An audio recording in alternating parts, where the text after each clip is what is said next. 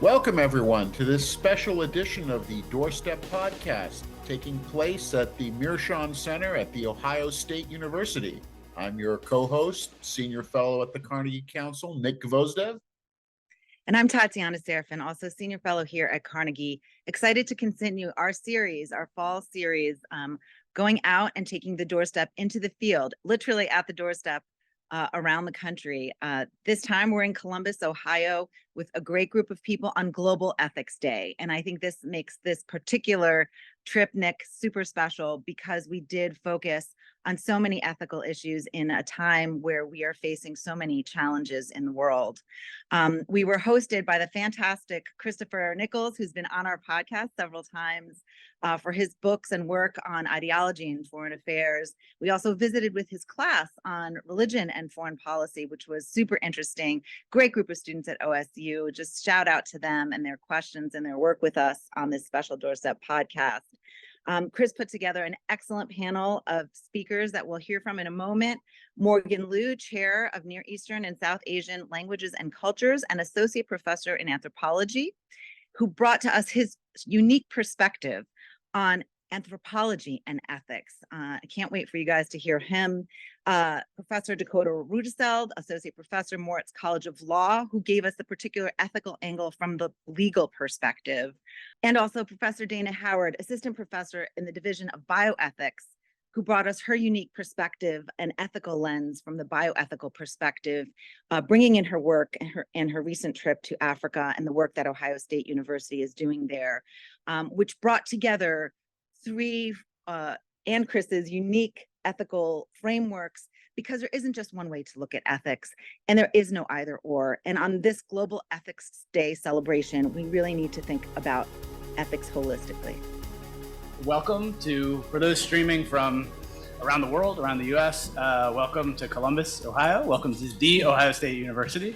And welcome, most importantly, to Global Ethics Day, which is an opportunity for us to reflect on thinking about how an ethical commitment to the world could help us reshape what is going on in this really tumultuous, chaotic global environment that we live in. Maybe make clear some of the ways in which we can act both locally, nationally, and internationally to make our world better. This is a collaboration of the Carnegie Council for Ethics and International Affairs and the Meerschaum Center for International Security Studies. I'm Chris Nichols. I'm the Woody Hayes Chair in National Security Studies and Professor of History at Ohio State.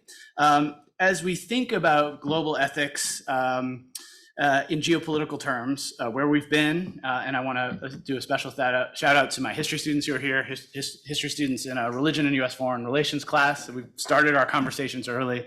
It's great to have you all here. So as we think about global ethics in geopolitical terms, where we've been, where we are, and how to chart a better path forward, especially given the heightened tensions we're seeing in the world and the atrocities and heartbreaking events. I'm thinking of Gaza, I'm thinking of Israel, I'm thinking of Ukraine.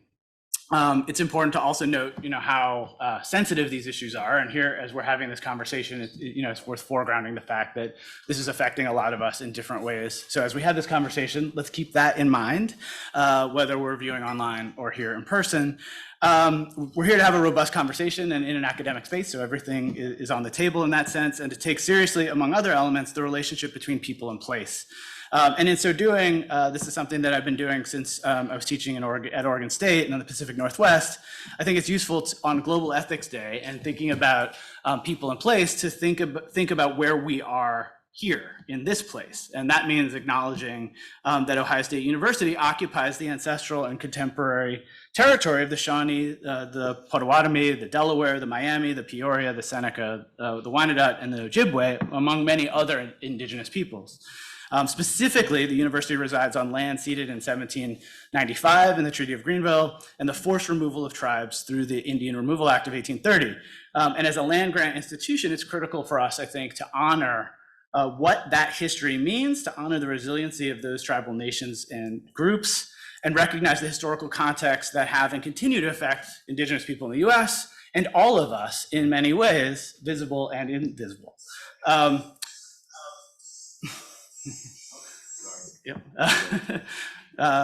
So there will be more to talk about that moving forward, and we can reflect a bit more on this as we go. So shifting gears, as an event of the Mershon Center, it's worth noting the Mershon Center's mission is to construct holistic accounts of international security challenges so that they may be effectively addressed. By inviting multiple perspectives into conversation, as we're doing here today, really interesting group of thinkers here, different disciplines coming to bear, and different people in our audience from many generations. The Mershon Center is dedicated to the effort to gain visibility into the human and social dimensions of security problems at all levels. And in so doing, we also aim to cultivate the skill set for designing and implementing solutions. And that's something Global Ethics Day hopefully is about in our teaching, in our research, in our public events, in our conversations. So thanks to lots of folks. This is the point where I do a few acknowledgements. Thanks to Dorian Noyes, our fearless leader at the Mershon Center. Thanks to the spectacular folks who've helped make this possible, who stuck around all day: Danny Wallerman, Kyle McCrae, Andy, always there back manning the video, audio, making sure everything works. Andy McKay, and thanks to Cameron Givens, who's the Hayes Chair GRA, who helped make this work. And special thanks to the whole Carnegie Council team. It's great to be collaborating with the Carnegie Council for this event. To the fantastic students here, the podcast hosts who I'll introduce in a moment. And so let me move it forward and simply say I'm looking forward to this lively panel, and I'll quickly introduce everybody, and then I will stop doing this part of the event. First and foremost, Carnegie Council senior fellows and co-hosts, who will be to my right when I'm seated there, are Tatiana Serafin, who's also a professor at Marymount Manhattan College, and Nicholas Gvostev, also a professor at the U.S. Naval War College. And joining them here with me will be three exceptional OSU faculty members who I'm really excited to hear from on the panel part of this, and then we want to hear from you all on the conversation part of this. Morgan Liu, to my right, Chair of Near Eastern and South Asian Languages and Cultures, Associate Professor in Anthropology. He'll be bringing an anthropological lens to our conversations and thinking about global ethics, some of the challenges we confront today. He's been doing some work on generations and ethical issues in world affairs. To his right, Dakota Rusil, Associate Professor in the Moritz College of Law. He'll be bringing a legal perspective to our thinking here, in particular with a focus on national security law and policy, but also having done some recent writing and work on laws of war and nuclear conflict related to Ukraine in particular, and ethical commitments of those involved across areas of international affairs, which I'll be interested to hear a bit about. And last but not least, of my great OSU colleagues, Dana Howard, Assistant Professor, Department of Biomedical Education and Anatomy with specialties in bioethics and philosophy. And I'm really intrigued to hear the sort of bioethics and philosophical components here. I think they're going to be critical to our thinking through a whole lot of these issues. We started with students today thinking about sort of what is ethics? What does it mean for the US to justify its actions in the world stage through an ethical lens? And what about the competing ethical priorities there? So please help me in welcoming this great group, and we will get it going right now.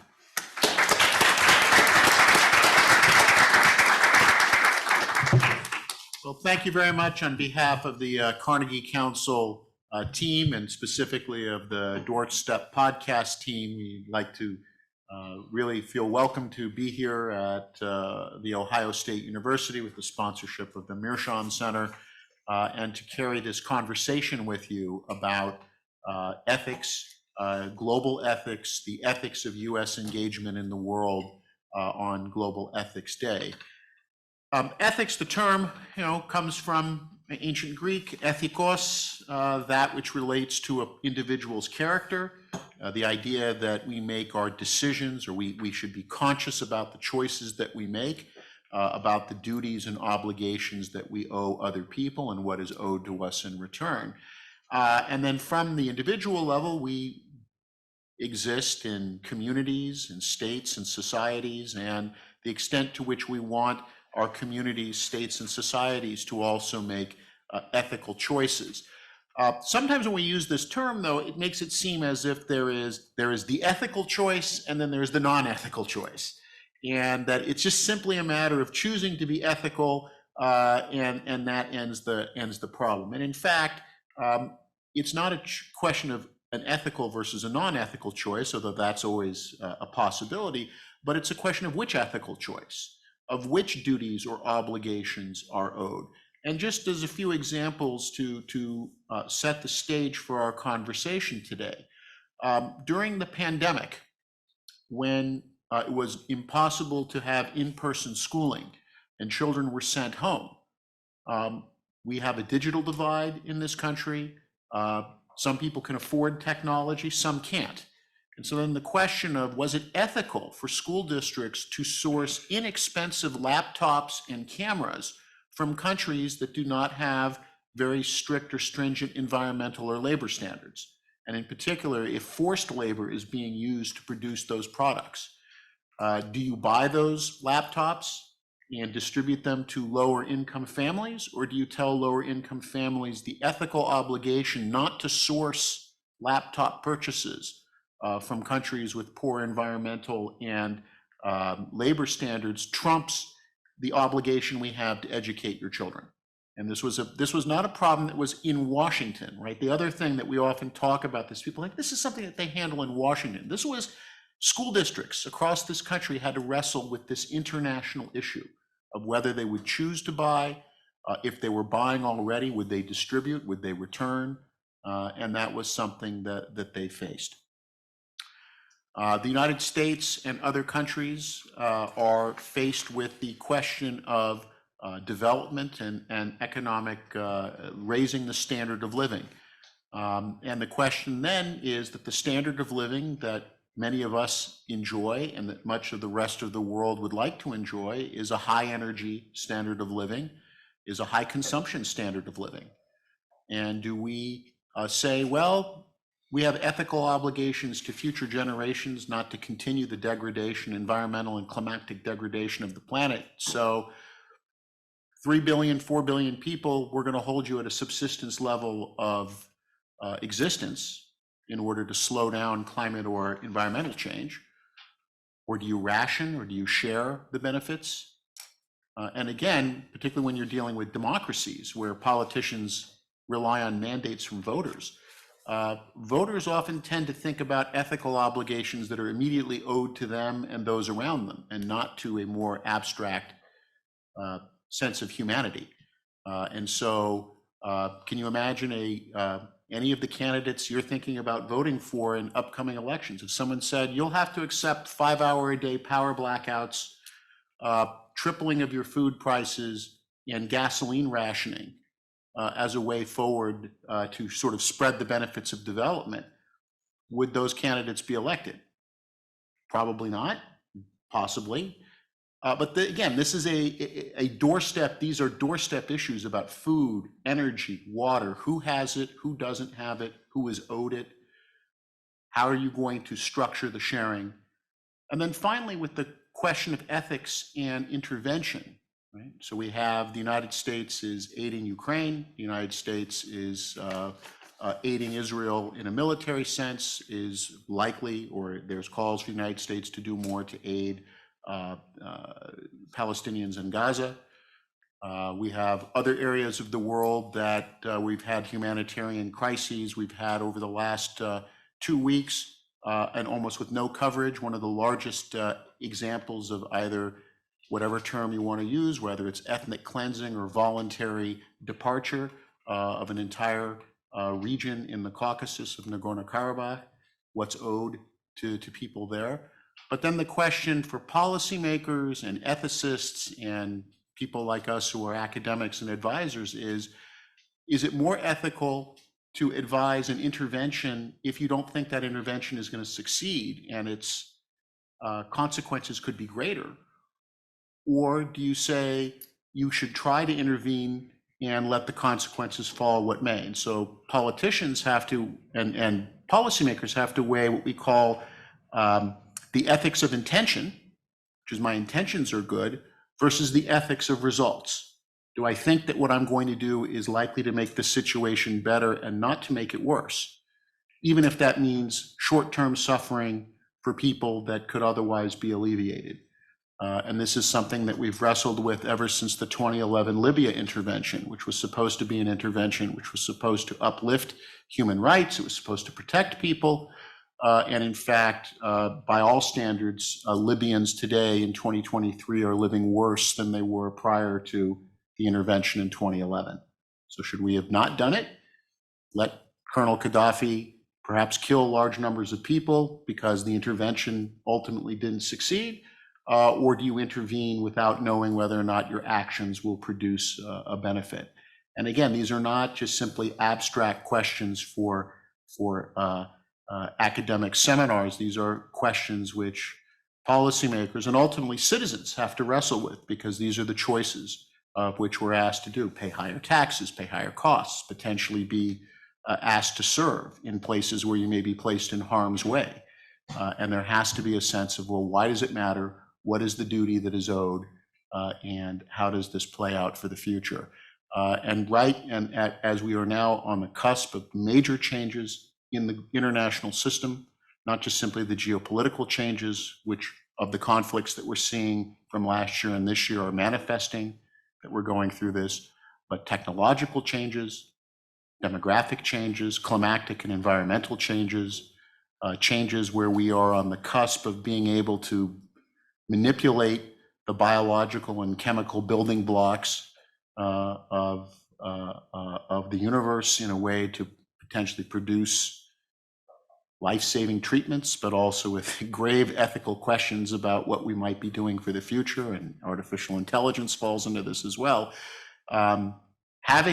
Discussing ethics and discussing the frameworks that we think ought to guide our action has always been important, but I think at this particular moment in human history is quite critical. So, having laid that groundwork, I'm going to throw the question to our panelists. If we're thinking about ethics on this Global Ethics Day, right, regarding ethics, what is your Roman Empire?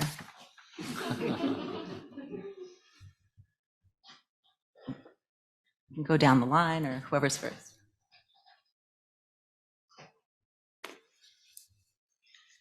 Well, I'll start. I'm trying to think about how to answer that question. I mean, I guess one thing that I will say, trying to bring a bioethical lens into thinking about this, bioethics as a field is relatively new, and it actually is often, it's seen both as a limitation and also part of a feature of the field, is that it's very reactive to the sort of horrors and the crises that have happened in the past. So when you think about research ethics, but when you also think about bioethics in the clinical setting, there is this sort of real understanding of the stakes of these decisions that people are making.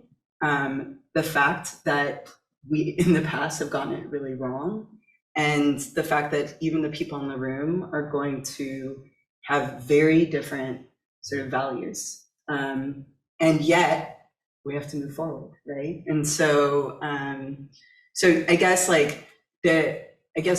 what is the Roman, who is the Roman Empire? It's like our past selves, right? And basically when it comes to bioethics, a lot of what people think about isn't coming up with the one ethical thing to do, but really thinking about practical governance structures and providing the support and sort of the conceptual apparatus for people to make decisions where there's going to be deep disagreement. And that's sort of a feature of the situation, and consensus isn't like what is expected, but rather sort of agreement that this is an appropriate way to move forward.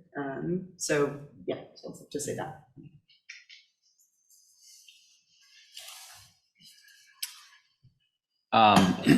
What a great topic for us to be engaging with here overall. How timely, and just big thanks to everyone who's helped organize this and participate, and thank you and congratulations to all of you for deciding to engage with this. I love the question of the Roman Empire. I love the meme. My wife got me into TikTok, and it has been actually really relevant to a lot of stuff that I work on. For me, what's my Roman Empire? My Roman Empire is the Roman Empire. I'm a law professor, a national security practitioner, but I also have taught and written about the Roman Empire, and it relates very immediately with what we're talking about here today.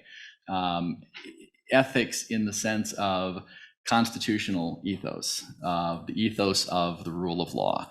What is the ethical overlay there? It is when one is thinking about, when one is an actor within a polity, a republic, a democracy, you have your own interests, and you have the interests of people who think like you in your constituency, maybe in what Madison would call a faction. You have your we, right, within a polity. It's a smaller we than the entire polity, right? And in a democracy or a republic, you have opportunities, you have rights to advance your own interests, to state your views, to speak your conscience, to use the levers of the process, right, to realize your preferences. And how do you, in terms of interests, balance that immediate interest that your kind of sub-national, your sub-polity we, right? How do you balance that we interest ethically, right, with the interests of others who you're competing with, right, to realize your policy preferences? It's a really, really immediate issue, and it relates to the Roman Empire in the sense of, I think, one lens for understanding how the Roman Republic came apart is that at some point you had a critical mass of people, or people who were powerful enough, individually or together, right, who decided to put their own interests in the preference that they wanted over structures and constitutional ethoses of the system.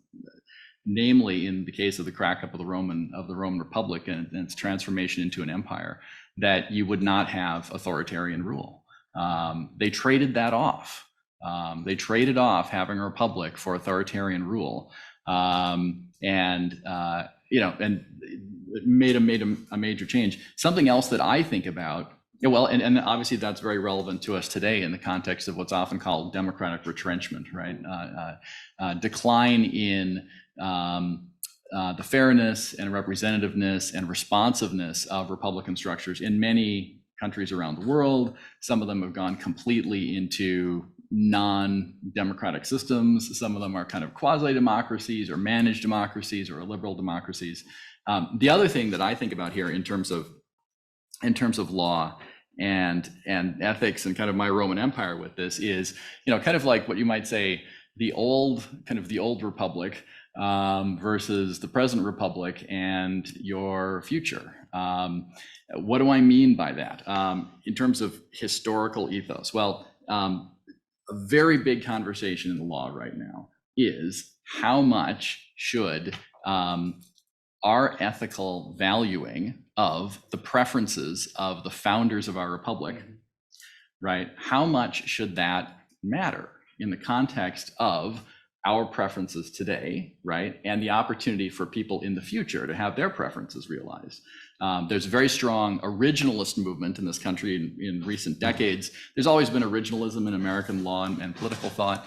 The idea that we should understand the Constitution informed by the understanding of the Constitution of the people who wrote it, right? And that has been an especially powerful and consequential conversation.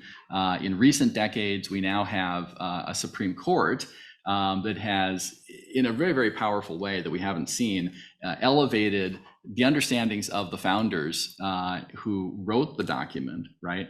On just a constitutional level. I mean, it's essentially elevated that over the preferences of people who have existed in recent years and even today, right? So that we are bound by this. One scholar, Philip Bobbitt, calls this constitutional fate. You're just locked in, right? And also at interest, also hanging the balance, is the interest of future people, right? And so I think an ethical question for us as we think about self-government is balancing, again, our ethical value for the values that were animating the founding of the country and its structures with the preferences of people today and the preferences of the people in the future. And that links back to the democracy stuff in the sense of, how much should the preferences of people who founded the country about how republics work, right, control what we do today about how we structure our country. Thanks. I'd like to begin by pondering what ethics means from a viewpoint of anthropology. And I'll get to Roman Empire somehow. And that is to think that to take seriously whenever someone makes a claim that they say, we must do this because it's fair, because it's just, because it's right.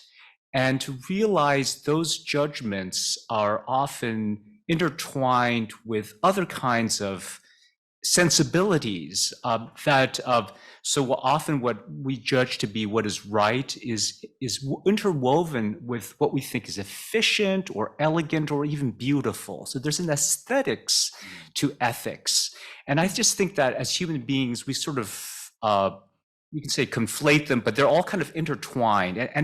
And so taking a view of different ethical claims out there in the world, I think the point is my stance first isn't whether that stance is right or whether I agree with it. My first question is, okay, what is the world that this is coming from? How are they looking at the world such that these things they claim are right and just or beautiful? And how does that work in their world? And that's kind of, and then of course we have competing claims about that. And even within a person, they can be struggling, just as Nick was saying, is that there's really no such thing as a non-ethical option. It's just different competing senses of ethics that are in tension, and we're trying to resolve them.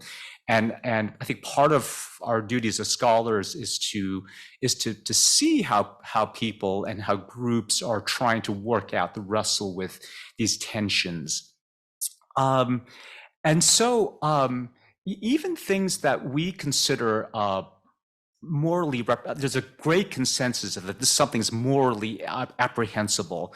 I think there always might be a different angle. This is not to be an apologist for some great atrocities that we are seeing in the world, but even just to take a bit of nuance before we plunge into sort of taking sides, and that is, for example, the issue of corruption, which is something I think about a lot. And any of us who've spent time anywhere in the world, including the United States, we face behaviors, trends that at least some would call corrupt.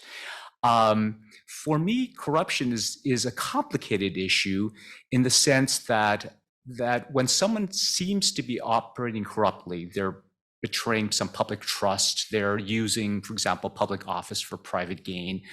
For me, there's an ethics involved there as well. Again, not to be an apologist, but simply to work out the internal logic of some of these people who are engaging in so-called corruption. So let's say a traffic cop is taking bribes, like you violated some traffic law, and the traffic cop will let you go if you give him, let's say it's him, a payoff.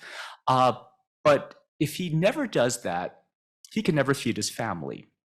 And by the way, his niece is getting married next month, and his brother's family is expecting a great contribution from his family, which he doesn't have if he doesn't take bribes. So if you step back and you notice there's a whole system of the way, say, the police works or the judiciary works and so forth, where so-called corrupt practices are actually part of what makes it function. Now, we can step back and say, well, we would prefer if it all would function differently. And I think a lot of the people there might agree. How do we get there is a different question. But all I'm just trying to raise is that what we might call corruption, a betrayal of trust into, say, one's public office, could be an affirmation of trust to one's own family or one's networks, one's friends, and so forth. And so teasing these things out is actually rather difficult and no easy solutions. I personally find corruption is a very fascinating question for ethics, because in the sense that it's a problem where everyone, quote unquote, condemns, everyone says they hate it, but yet everyone also participates in its perpetuation. So to me, that's a bit of a paradox that I like to think about. But what does empire mean in this kind of context? So I'm a little less literal, even though I have studied Latin and learned all about the Roman Empire.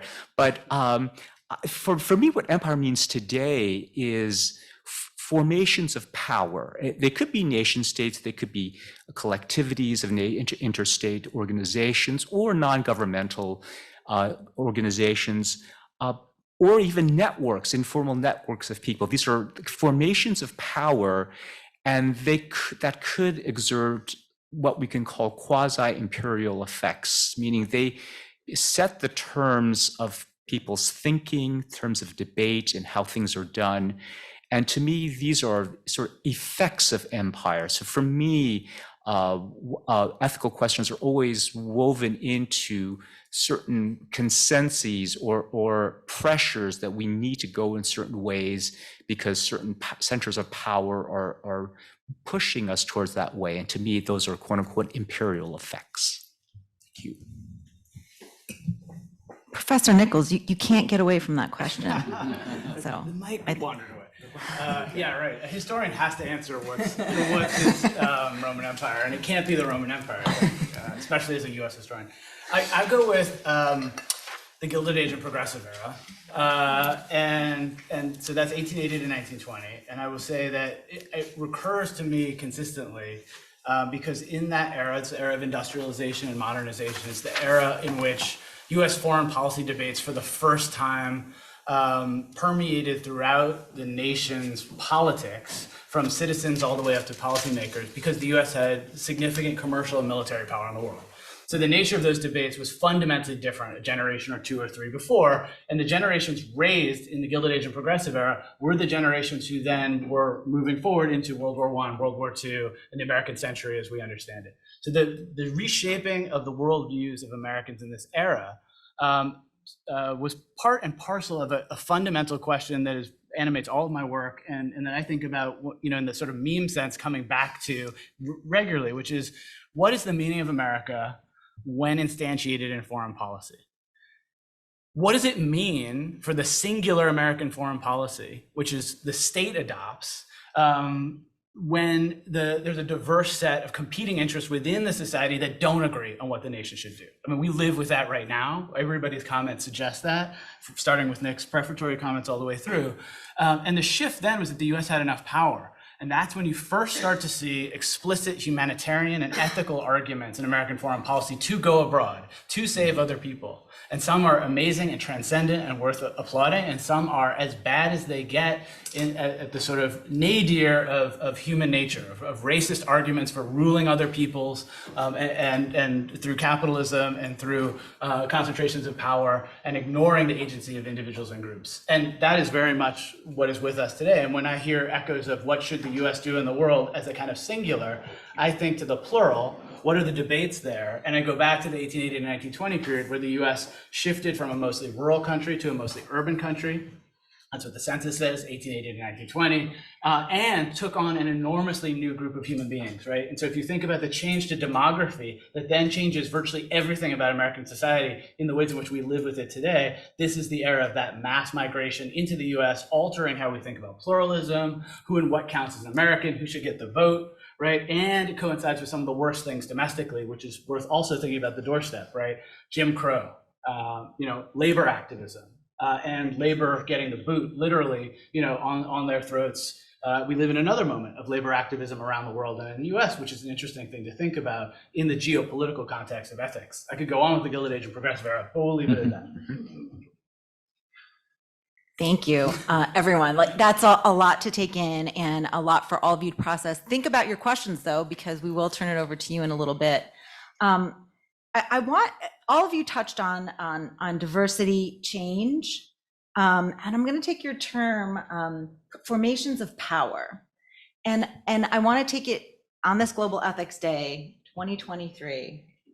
Where and what is our power today, and how do we frame our ethical response to that power today, right? You talked about, the Gilded Age and the Progressive Era as a moment of change. And I think that we at the Doorstep talk about right now, 2023, as a huge moment of change. If you just look at the news, you have competing pictures. For example, you can start here or move wherever you want, of President Biden hugging Netanyahu. And right next to it is Xi and Putin shaking hands, right? And so where are we today in those formations of power? And we talked before our session here in a closed session about the US and its obligations and how the US interacted with the world. But I don't know. Where are we in 2023 in that power? Is the US still what it once was in how we think about it? Or do we need a complete paradigm shift in thinking about the US in the world?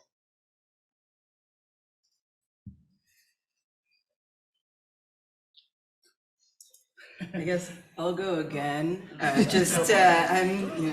sacrificial. Well, I guess one thing I've been thinking about a lot from like a research ethics perspective, and that's a lot of my work is related to the ways in which the regulatory structures that have been set up have been basically set up by the funders, by higher income countries, and a lot of the research that has been conducted historically, and especially the sort of historical travesties of research and exploitation happens in lower and middle income countries, often for amazing scientific advance, right? Tuskegee is not an example of that, but there's like a lot of really interesting cases of just like really amazing science that was done, that was exploiting the bodies of people and communities in lower and middle income countries, and people like didn't get access afterwards. Those communities just were sort of shut out. So this sort of worry about helicopter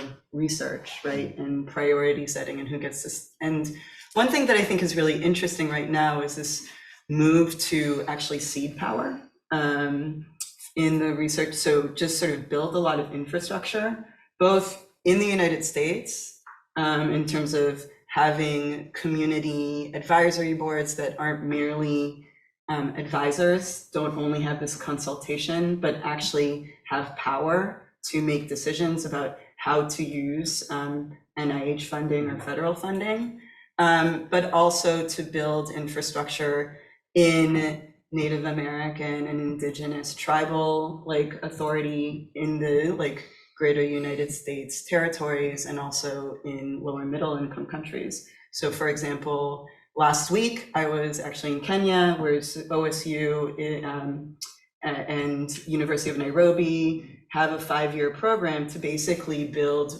One Health. It's a master's program in One Health research and emergency research ethics. And the idea there is basically to like build expertise on, like there already is expertise in Kenya about how to think about some of the real important and distinctive ethical issues that come.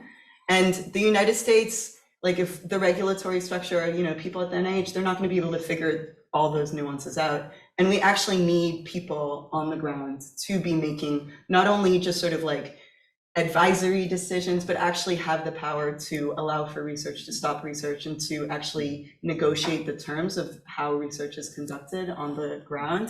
And so I think that, in moving forward, one of the things to just think about is like the ways in which we can just cede power and democratize that sort of decision, especially when it comes to priority setting.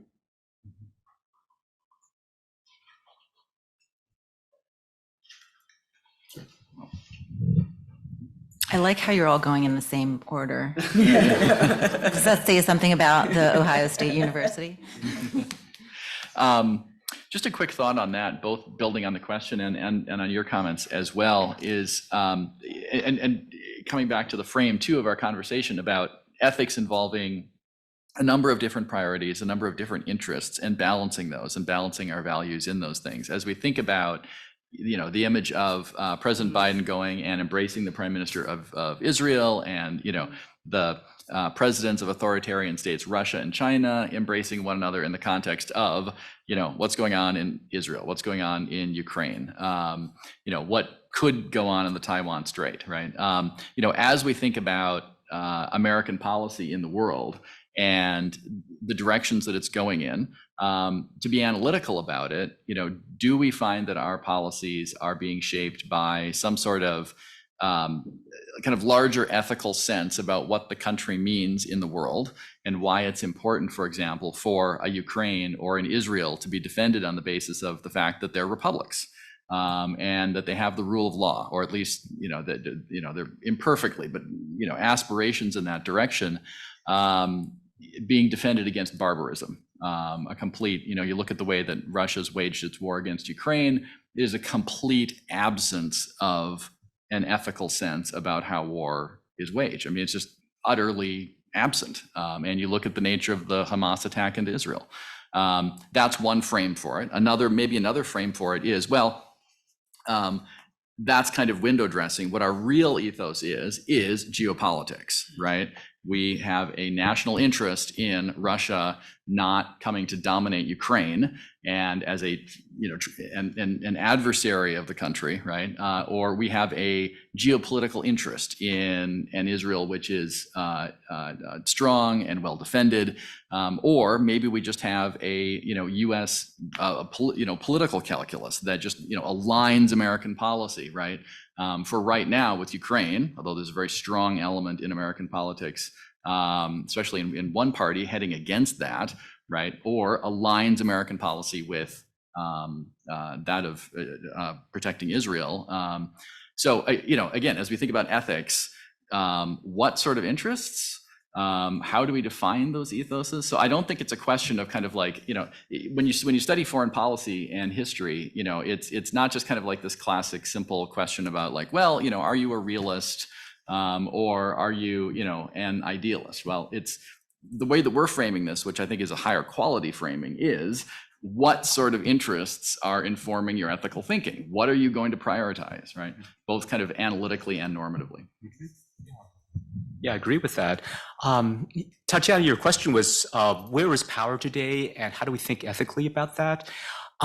So looking at even today's headlines, it's easy to locate power in nation states. So it's United States, Israel on one hand, one axis, some European powers there, and then the other counter axis is Russia, China, Iran, and possibly Arab states and so forth. So it's easy to really think about power as like billiard balls, like each ball is a nation state, and they sort of collide or they attract, and then you see the men, usually the big men who are in charge, and they make decisions, and they have personal friendships or not, and so to think about power as located in sort of these spheres, and if you follow a lot of the news, you think in those terms. I think a lot of scholars would like to say, okay, that's important, of course, but when you zoom in and look at the other players within each nation state, there's a complexity there. If we literally unpack each billiard ball and see that every country is actually made of bundles of relationships, people and interests that are often at odds, and that then maybe you have a different view of power, and therefore you can direct your ethical questions differently. So the question is not only say, what is the ethical thing for the United States to do with regard to Israel? What should Biden be doing right now in his visit? But rather, what are the different streams of ethical thinking among different parts of American society? Those who are maybe not in the Beltway within Washington, D.C., that orbit of power. But there are other networks of power in the United States. There are citizens groups, and think about differences of how they think ethically about these issues by your religion, your ethnicity, by your generation, and so then I think you could ask more fine-grained questions. I mean, this is not a general algorithm of how to solve ethical problems, but at least to say is that maybe the first step to do is step away from this sort of seeing each country as being a unitary set of interests, but then unpacking it and then seeing that there are many streams that maybe we should take seriously when we look under the hood.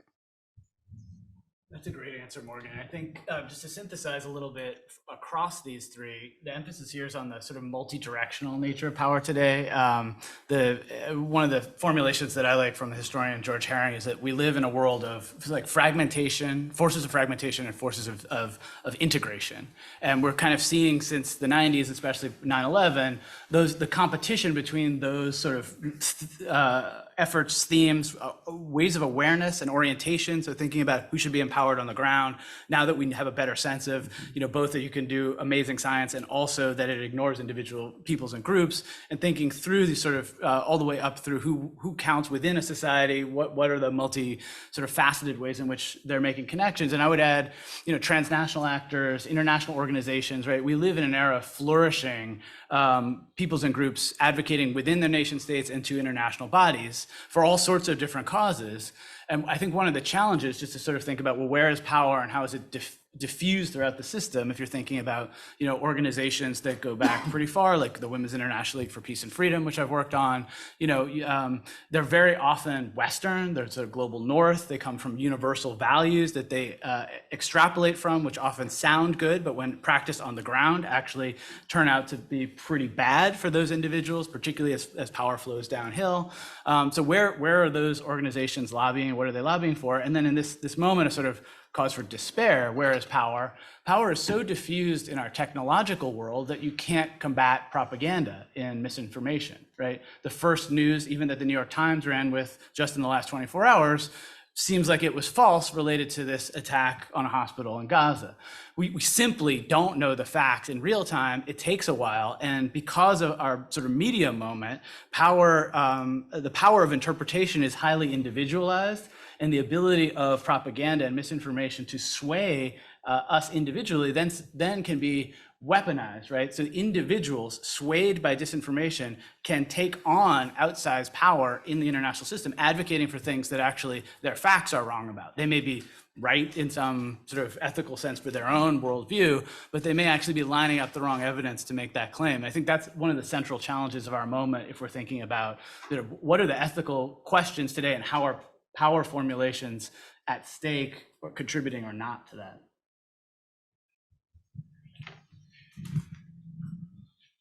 So as people are getting ready, and hopefully this is sparking questions that you're going to be asking, but I want to tie some of the themes together and go back and keep pressing on some points that Tatiana had raised earlier. And first, to use her Roman example, one of the things I think we overlook because we think of Rome is we forget figure like the Emperor Constantine, who really conceptualizes the later Roman Empire hypocritically in many ways, but force for good, right? I was spared in this battle.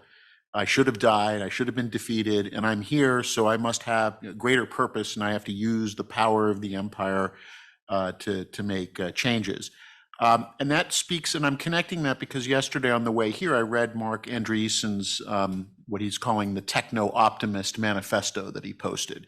And essentially that is saying, when it comes to mainly AI, but I think it has applications in bioethics and many other areas, that essentially the mediating institutions, they're muddled, politics can't produce good results, and essentially you have to trust a smaller group of individuals to use their individual ethical sense to make these choices for the rest of us. And so, Chris, when you're talking about the fragmentation of power, and we're not just, and as Morgan said, we're not just talking about nation states and we're looking at that, but getting down to super empowered individuals, how does that play out in so many of these fields also where governments don't have expertise? We see that governments really are behind the 8 ball on so many areas of bioethics, genetic engineering, synthetic biology, artificial intelligence.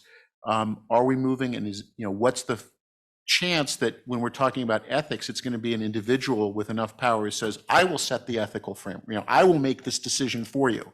And do people trust more an Andreessen or an Elon Musk to make these choices rather than what appears to be pretty dysfunctional House of Representatives in the United States? And are we going to face that as an ethical choice in the future? Yeah, and I just, if you haven't read it, Ronan Farrow's piece on Elon Musk is super scary. So what do you all think of these powerful billionaires taking on the roles of that where government is failing? And do you see them as ethical leaders?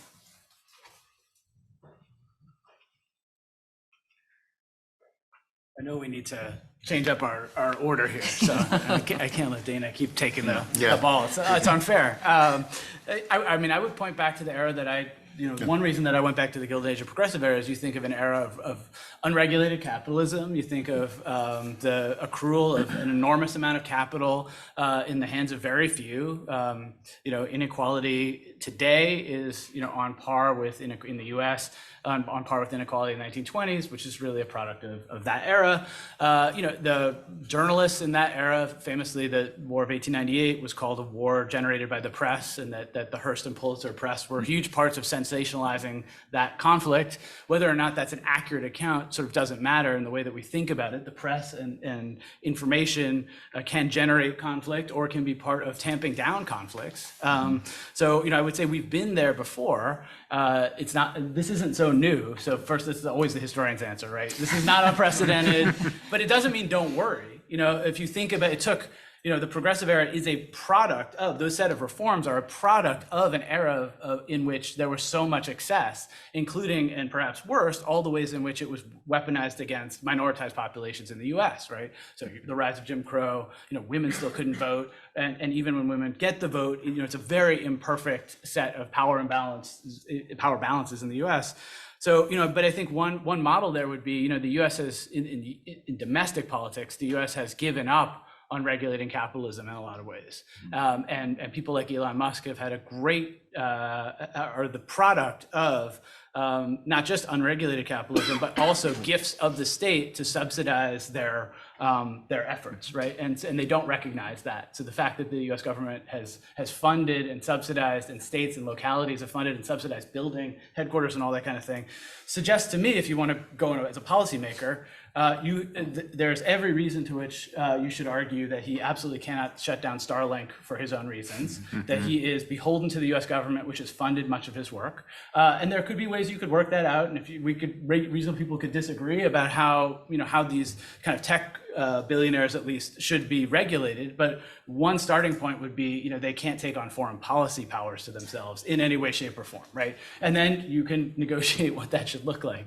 And then in domestic society, a very similar thing. Why is so much power aggregated to corporations as well? If we're thinking about where power formulations today, there's almost no independent media because they're all conglomerations. Same thing with booksellers. And we can go through every sector of the American economy and think about the ways in which they've congealed into this mass of entities that are also often commingled. So go back to the Gilded Age of Progressive era and think about antitrust laws. There's a whole lot of ways we could think about regulation that could be meaningful. And then I also think in the international sector, the U.S. absolutely, and also this is a Gilded Age model, should be thinking about peer countries' models that work.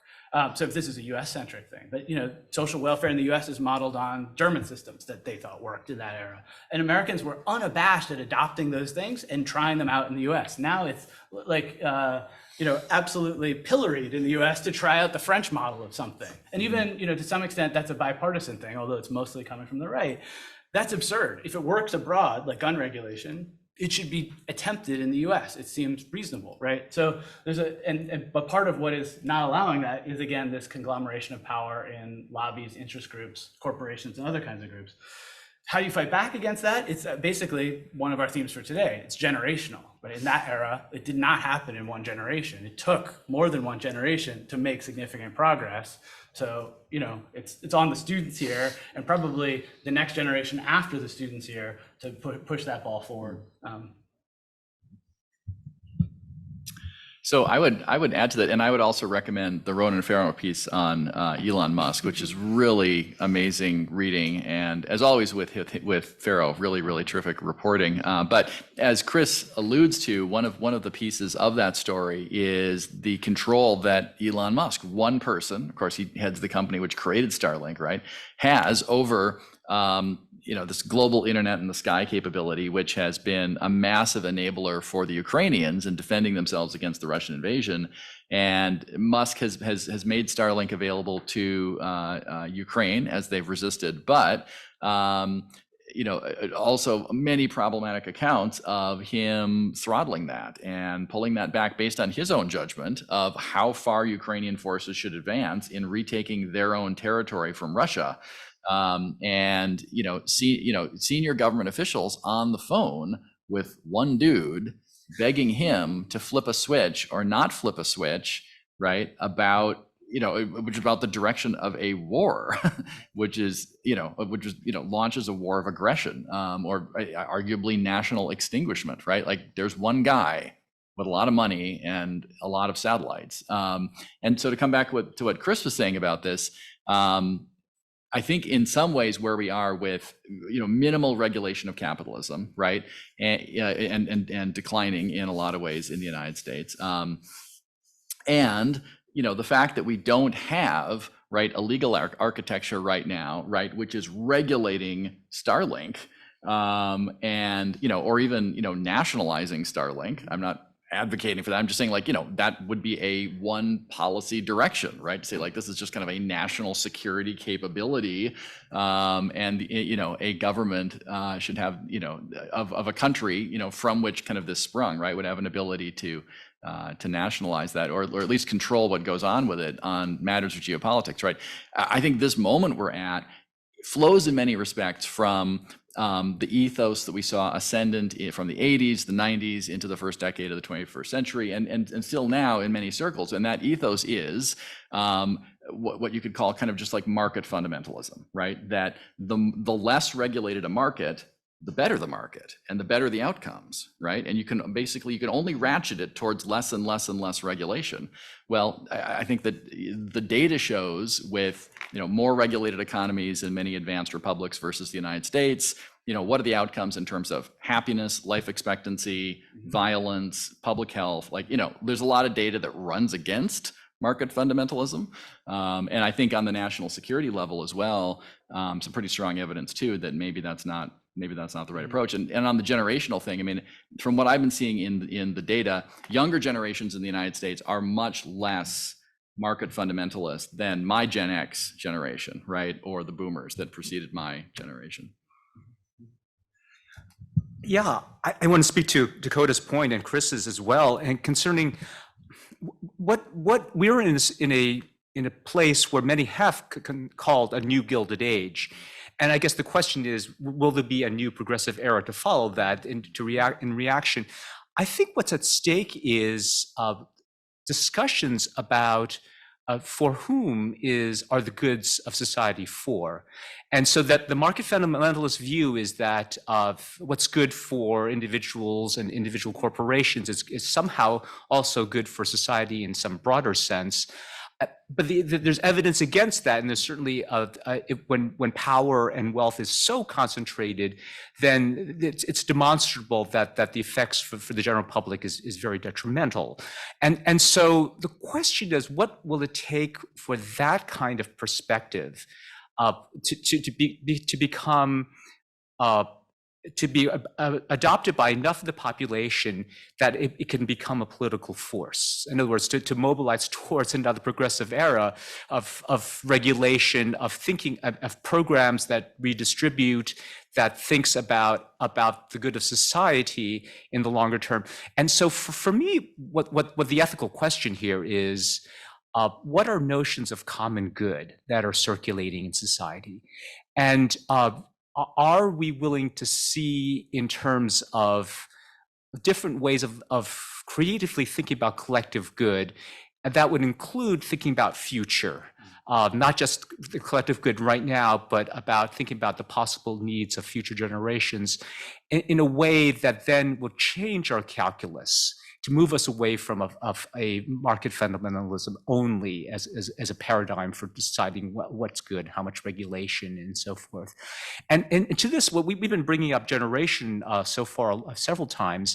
I think towards that, my sense, and maybe some of you can chime in on this one, is that younger generations tend more willing to think about collective good.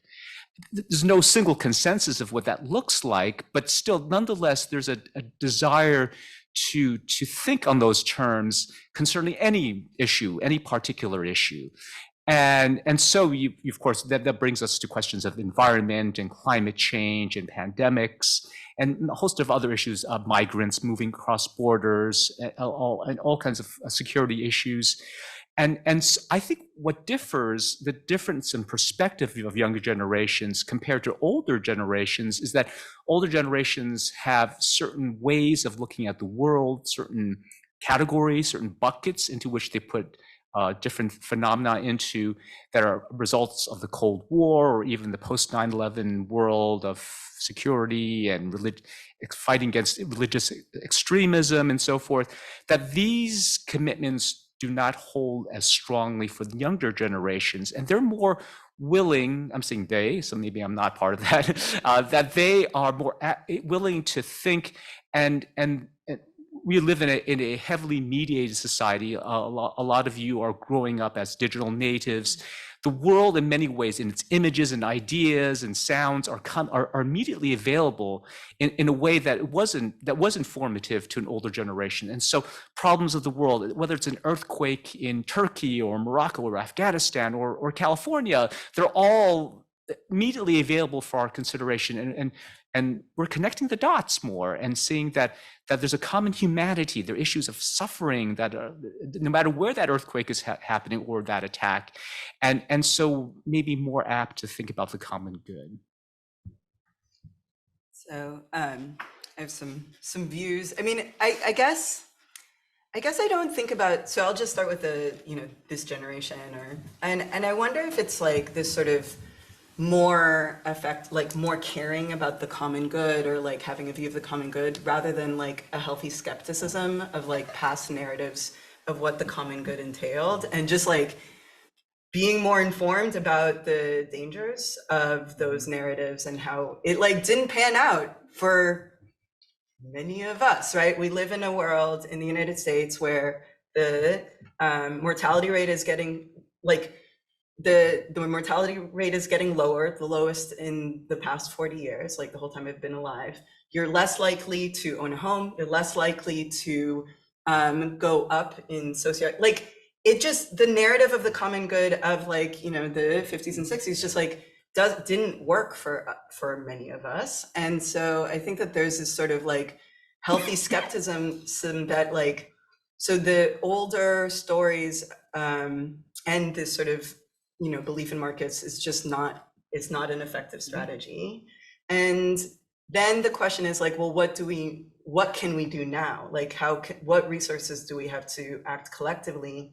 And I think that solidarity, there's different ways of thinking about solidarity. And one way of thinking about solidarity is that it requires some sort of shared understanding of the common good. But that's actually like a very narrow way of thinking about solidarity. And you're going to see, and if you think about it in terms of global perspective, it's like going to be actually not very effective. And it's not how we see solidarity actually acting in the real world, right? Like people across the globe can act in solidarity. And one way of thinking about it is to think about shared barriers to freedom and liberation, or shared barriers to just like whatever it is that you think your good is, you see certain common barriers that you are going to work together to like overcome, right? And I think that one of the things that I think, going back to just the techno-optimism story gives us a technological solution to much messier social, political, legal problems. And I think that this generation understands how complicated it all is. And so now the question is, well, how do we move forward? And I think that, one thing to say is like solidarity doesn't require a single answer. It actually more requires like understanding shared like barriers to overcome. And I'll end there. I thought I'd add one more thing for our conversation. And that gets to something Morgan and I were talking about before we got here, which is a number of countries have built in ministries for the future, commissioners for the future, from Wales as one of the most famous ones. And the way that they plan and think is that on a 25-year time horizon or more, to try to prevent prevent the short-term thinking that we all know is endemic in society and politics today. And so one way to think, when we're hopefully getting to some questions from the audience shortly, to think about this is sort of, what do you think about solidarity through planning for future generations and actually instantiating that in policy? So it's not simply which is really important, sort of transnational or different kinds of groups and configurations, but actually having, say, a minister for the future in the US or a czar for that, right? And looking at that in, maybe it's the most authoritarian kind of language that Americans like, a czar for the future, but hey, if it works, maybe that's something we'd want. And thinking about planning on a much longer time horizon. So when I think about the concept of grand strategy, if there's anything to it, it's that it's matching necessarily limited means to long-term aspirational ends. We know we don't have that many means right now. We don't have a consensus.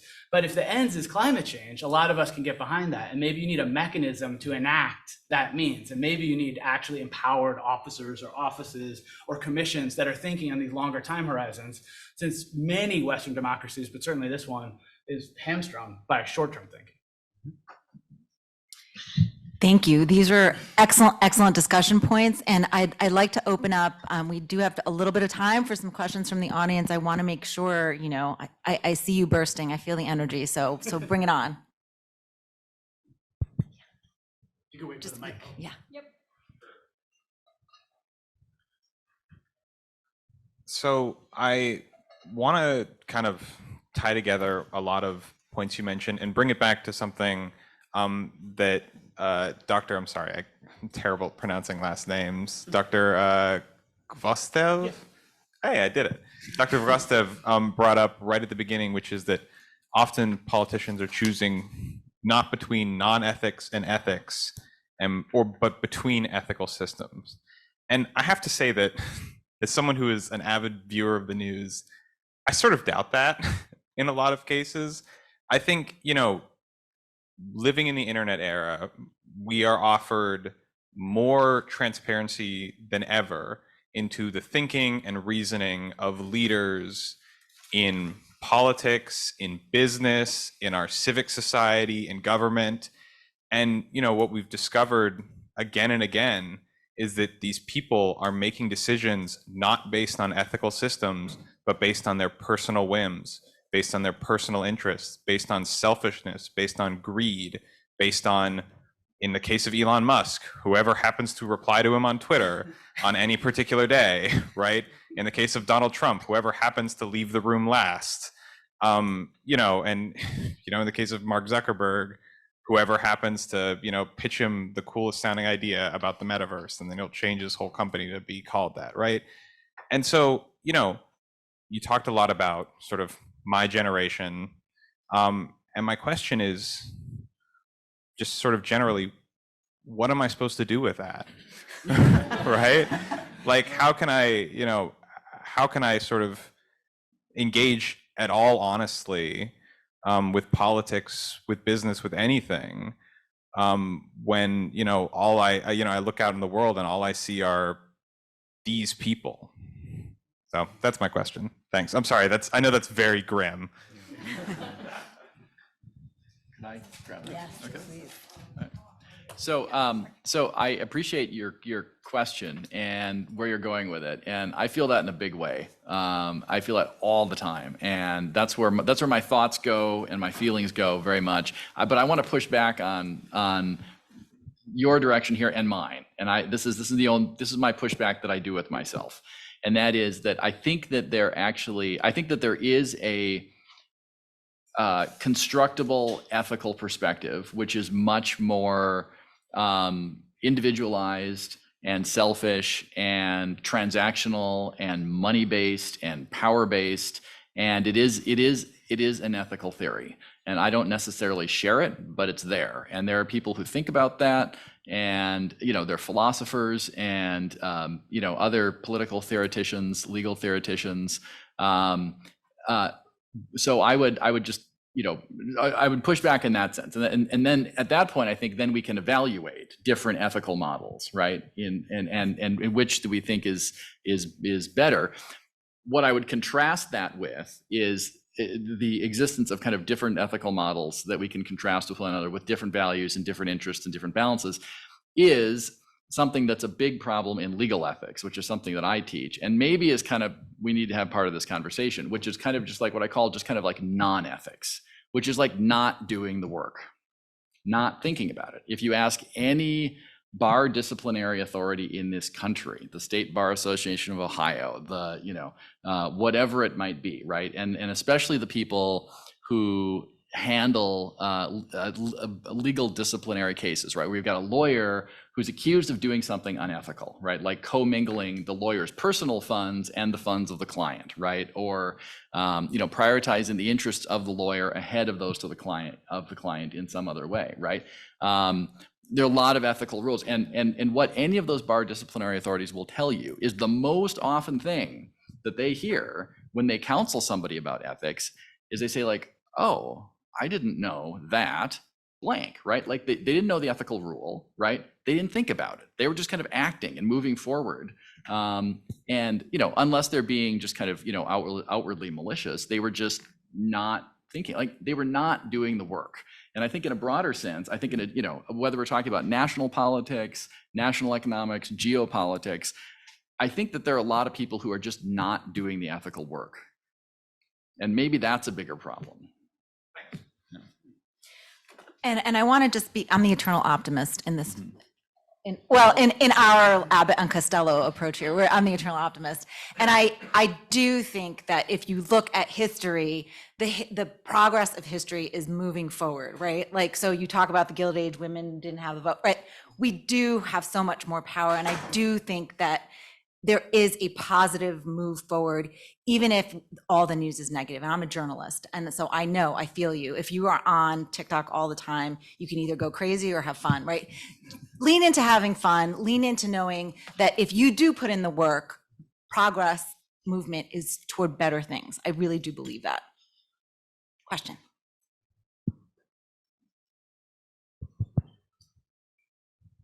Hi, I'm Lily. I'm a third year here at Ohio State in Professor Nichols' class. And I was really interested with what you guys were talking about regarding my generation and the younger generation. And I did want to say that something that I don't think that you guys talked about too much was fear. I can speak for myself and the people that I have spoken to in my generation, and the thing that gets us is that we're scared of everything, but mainly our future. We're scared like we're not gonna be able to afford a place to rent or to live, that we're gonna be homeless, that we won't be able to afford food. We're scared of everything in our path. And I think that that's why you see so many people in my generation that are so passionate, because we're so scared that we'll have nothing in our future. But beyond that, my main question is, I don't mean to call you guys out, but you don't have any younger voices on your panel. I mean, because we in society put expertise and older expertise ahead of younger voices and new ideas, because we believe expertise is worth more, in my opinion. And I guess just how that relates to foreign policy, my question is, do you believe it's, I guess, more ethical to rely on older expertise while maybe shutting down younger voices and new ideas? Or is it more ethical to rely on newer viewpoints at the cost of possibly putting people at harm in regards to, I guess, foreign policy decisions?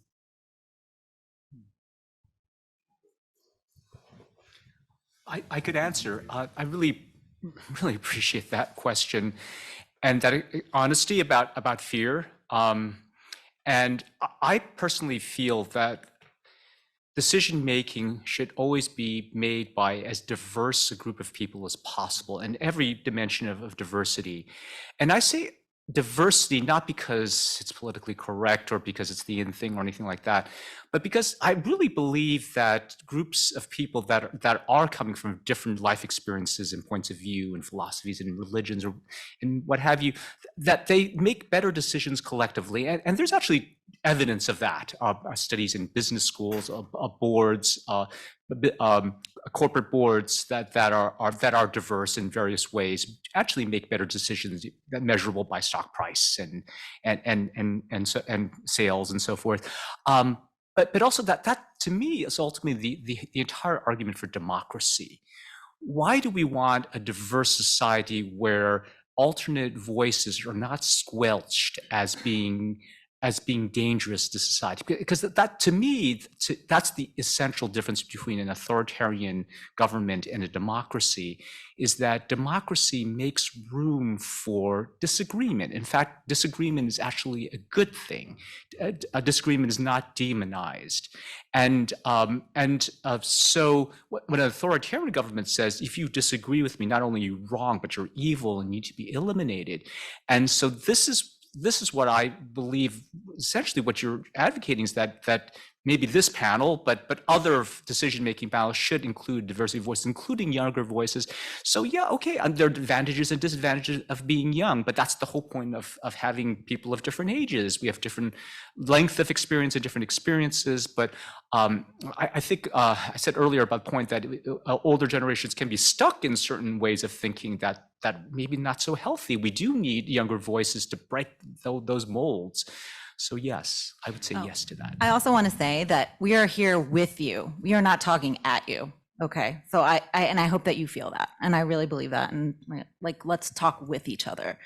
So that's number one. Number two, I think when you're young, you do have fear. I had fear when I was in college too. Like, so that's not really a great answer, but just so you know, like we all did it. Like we all live it. I have a daughter and I fear for her, right? Like, but we got to work together. We got to talk together. I really believe that. I want to refer all of you to Millennial Action Project, a group of young lawmakers we've had on the podcast, because we do believe in generational talking together and generational change. And that's one of the ethoses where we're doing all of these talks around the country. They are a group of young lawmakers that are trying to cross the divide. So they're both Republicans and Democrats and socialists, like just trying to talk together and work together on solutions, like not seeing this divide. So it's a really great project. I also refer you to Christina Luntz, who is in the foreign policy realm. She's written a book. It's just coming out in English. She's going to be on our podcast. It's called Feminist Foreign Policy, also looking at intersectionality in foreign policy and from a younger generation. So there are voices. We're looking for them. We're finding them. And if you have ideas, please share them with us. That's why we're here. And just because of what Morgan said, our previous podcast, the one we did at Metropolitan State University, Denver, with Janine Davidson, who's the president, really expanded that about how you do get better outcomes when you have a much more diverse nature. And I would also, and this maybe is to say, why not to only have an American focus, which is look at what your counterparts, your generational counterparts are doing elsewhere. I would assure that a lot of younger people in Poland felt very depressed and scared. And what did they do on Sunday? They turned out in record numbers in that election, and they're removing the government from power that seemed unstoppable only 2 months ago. So fear is important, but that shouldn't lead to learned helplessness, where then it just becomes there's nothing you can do. Your voters, your activists, your consumers, some of you may become shareholders. You have a variety, and this is why the solidarity question comes in, because you have the ability to work together. If you're atomized and and again, your European counterpart, there's something about the US system, and this may be what we're facing now, because Europe has gone through its generational transition. Latin America is going through a generational transition in terms of leaders who are national leaders who are in their 30s and 40s. And so the US is actually quite the exception to still have, as we're likely to see next year, 2 baby boom candidates running for president, which is not what we're seeing elsewhere. So partly one of the things behind the doorstep is international news matters because America is not the world. And going back to your point, there are things we can learn from other countries, and I think one of them is generational transitions, because it's not happening here. I think we have time for only one more question. One more question. Just one. Yeah. And then I think, yeah. Thank you.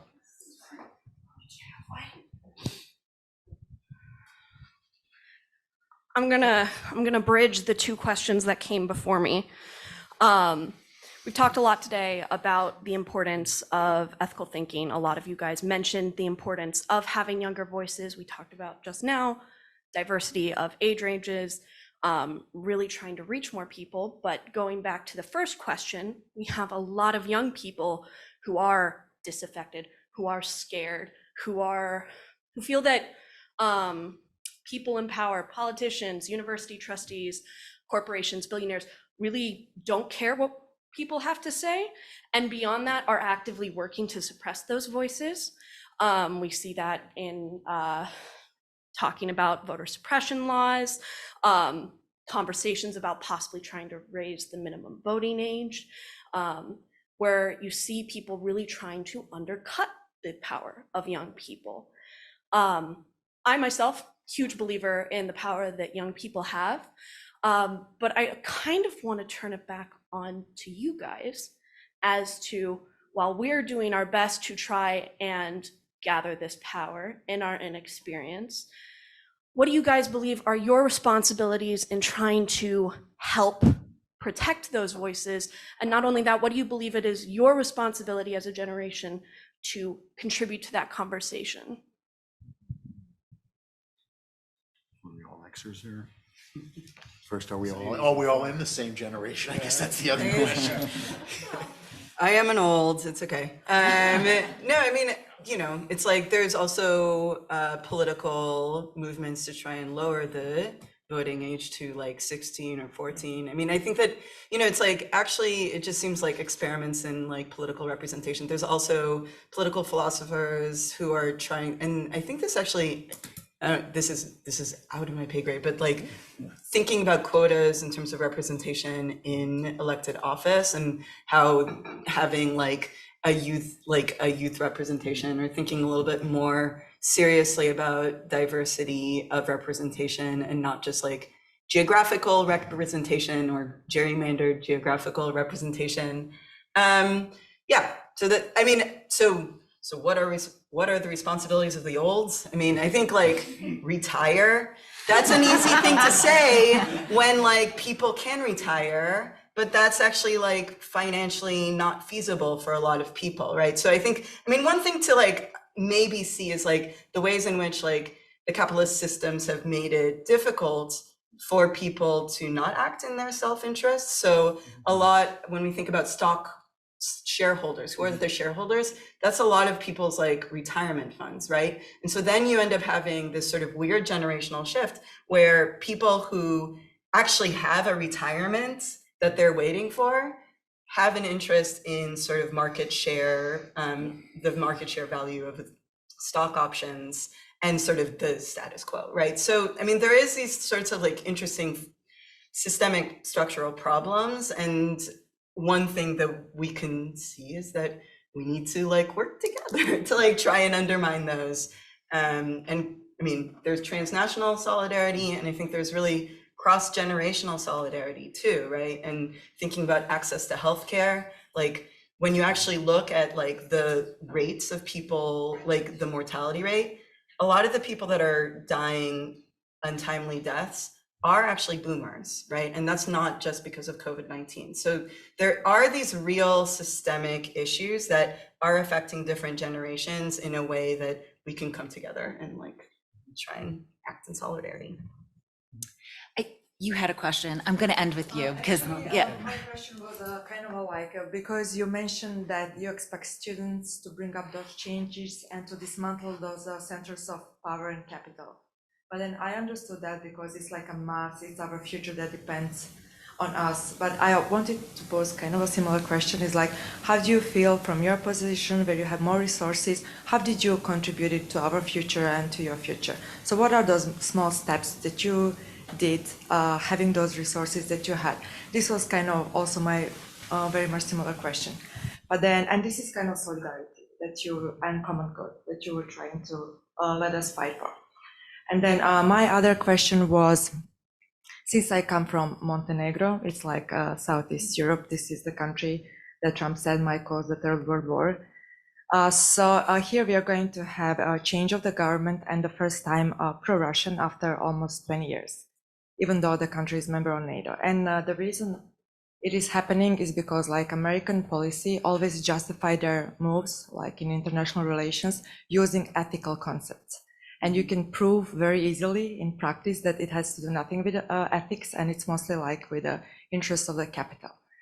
And then my question would be, do you think it's still a good idea to associate like national politics, security issues with ethical concepts? Maybe it should be kind of either finally separated or should be admitted that we should justify it in actual ethical principles. So something like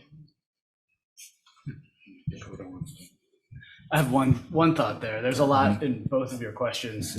We could go for another hour, which we can't do, just talking about those. But as a scholar of isolationism in particular, I would say that in American foreign relations, one of the critical ethical components is that it's multifaceted and that you can't divorce those ethical claims from the policies, even if you can skeptically analyze and see that there's a lot else going on there. So one response is ethical claims, ethical rhetoric will always be present. And then two, then to decode what's actually going on, you need to have a broader sense of the context of those kinds of claims. And then a sort of third level way of understanding that is that as these ethical claims are leveraged, they can actually be in any nation state or even in international relations useful. So some of the, like American isolationist arguments, when I first started studying them, I thought would be anathema to me. But the reality is in many limited situations, people pushing back on rash interventionism have been very useful for the US not taking actions too fast. So the ethical claims made by isolationists, even if you might find nativism repugnant, right, might actually have a net positive in the end. And I don't mean to be optimistic because there's plenty of downsides to those kinds of claims, right? But I would think that as you go through and think through the specific kinds of ethical rhetorics and the realities that they then are interwoven with, then you get to some of the broader things. The US will always make these ethical claims to justify its foreign policies, that's without a doubt. But then if you look at specific nation states, I think you find actually in some cases, or international organizations, that those are very hollow claims, right? And then it's on all of us to call them out. So in that sense, citizenry does matter because public opinion polls on less formed policy, as we know from communications literature, so do have impacts. I just wanted to add briefly too. I found the last three or four questions, just really, really interesting and really, really stimulating. And I just wanted to add this point, which is that so on the point of what can we do, as in what can we do, and what can any of us do? Well, I thought about what can I do. I'm a professor at a professional school. I train lawyers, and as I think about it, I want to push back a little bit on the idea that power structures as they exist right now and expertise are kind of these circles which are nice symmetrical circles. I think that those are different things, and I think actually expertise is not really the problem. You look at all sorts of people who have massive power and almost no expertise, and they make terrible decisions, right? Like Elon Musk, right? I'm sure he's a great programmer. What is his expertise about the interests of Ukraine or geopolitics, right? Or free speech. Or just, I mean, you're right. I mean, like look what's happened with Twitter, right? I mean, like there's so many examples of this, right? Of people who have massive power but low expertise, and generally good decisions don't come of that. I look at, too, what we see with democratic backsliding and case studies of, republics and democracies which have fallen into authoritarianism. A standard part of the authoritarian playbook is to smash independent professions, right? Why is that? Because they have ethics, and at the core of legal ethics, medical ethics, military ethics, intelligence ethics. One of their core ethical commitments is a commitment to the truth and providing independent advice, right? Like you can't say to your doctor, well, I'm the patient and I'm telling you I have cancer and therefore you're going to give me this treatment. The doctor says like, no, you have a heart problem, right? You can't, as a professional, substitute the judgment of somebody else for your own judgment, right? So it's this commitment to professional independence, and a commitment to the truth, and an ethical duty to speak truth to power. I see that again in multiple fields. And so when I look at our imperfect and really, really problematic world and the misuse of power and the fear that you talk about, which I certainly feel and absorb from many others too. I look at that and I say, like, I don't think the answer to this is we need less expertise in the world and we need less professionals. I think what we need is the professions. We need a lot of expertise. We need them to think consciously about ethics and to be trained to be people of integrity, trained to be people of courage, to understand their job is to protect the truth and to speak truth to power. I think that's a great end quote to end on this Global Ethics Day. Thank you so much for being here with us. We really appreciate you. Let's continue the conversation. We have materials for you. Engage with us at Carnegie Council. Thank you to our wonderful panelists. You're awesome. Thank you. We hope you've enjoyed this conversation that we had in Columbus, taking this conversation about ethics and the duties and obligations we owe each other in terms of our communities and as a global community that we had here in Columbus, and getting a sense of, as Tatiana had indicated in the opening, the different types of ethics, but also considering the trade-offs between different ethical courses of action. And we hope that this gives you a way to think about these issues and connecting what we are seeing in global affairs and in the news and in the headlines to your own day-to-day lives.